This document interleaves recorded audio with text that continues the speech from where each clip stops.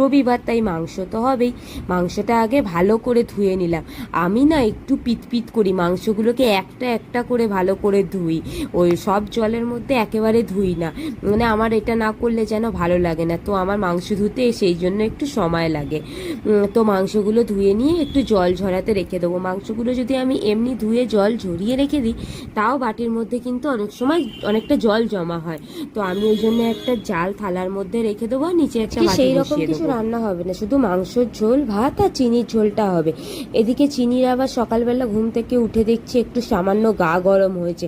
জ্বরের ওষুধ ছিল, ওটা দিয়ে দিয়েছি। তারপর বৃষ্টি থামতে ছাদে গিয়েছিলাম, এক ছাদ ভর্তি কাঁচা, সেই নিয়ে তো একবার তুললাম একবার দিলাম, এই করতে করতেই হাফ সময় চলে গেছে। আর ছাদে যেহেতু আমাদের পায়রা আসে, তাই ওদেরকে একটু খেতে দিয়ে দিলাম। সেগুলো দেখতে তো খুবই চিনি ভালোবাসে।